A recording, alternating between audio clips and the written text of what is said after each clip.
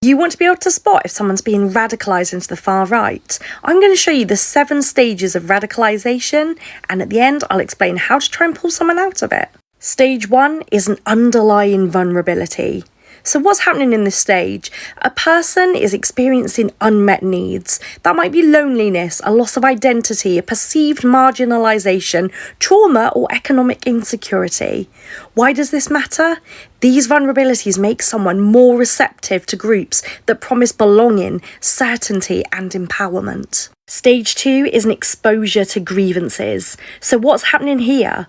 The individual encounters messages that highlight personal or societal problems such as immigration, inequality or threats to culture, often through social media, forums or peers. Why does this matter? These narratives give a language to vague frustrations, offering a target for anger or anxiety. Stage 3 is framing and validation. So what's happening? The person finds others, online or offline, who share and validate these grievances, framing them as systemic injustices or conspiracies. Why does this matter? Social validation reduces doubt, it reinforces anger, and it begins building an us versus them worldview. Stage 4 is identification and belonging. So what's happening here? The individual starts to feel a sense of community with the group. They adopt the group norms, jargon and memes. Why does this matter? Belonging reduces loneliness and gives a sense of purpose. Conformity and group loyalty grow stronger. Stage 5 is polarisation. What's happening? The narrative shifts from criticism of problems to vilification of outgroups, such as immigrants, minorities, or elites. Why it matters? Black and white thinking replaces nuance. The world is divided into good us and bad them, justifying the hostility. Stage 6 is internalisation. So what's happening here? The individual integrates far-right ideology into their personal identity. It becomes who I am, not just what I believe. Why does this matter?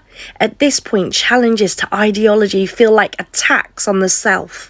Cognitive dissonance makes it hard to back out. Stage 7 is commitment and action. What's happening here in this final stage? The person becomes more actively involved, spreading propaganda, attending rallies, or in some cases, moving towards violence. Why it matters? Commitment deepens the identity tie, and behaviour reinforces belief. I did this, so I must believe it even more. Those are the 7 stages. So what should we do? If you notice someone slipping into the far-right narratives, the most important step is to stay connected without confrontation. Directly arguing against their beliefs often reinforces their defensiveness, but showing curiosity, empathy, and genuine interest in their well-being can create a lifeline outside of extremist spaces. Encourage open conversations about their feelings of frustration, loss or isolation, rather than focusing solely on ideology. Look for opportunities to strengthen their sense of belonging in healthier communities, such as within the family, friendships, hobbies or support groups. And if needed, guide them toward professional help where they can process underlying vulnerabilities in a safe, non-judgmental space. Above all, keep the relationship intact. Compassion and patience often do more to counter radicalisation than debate.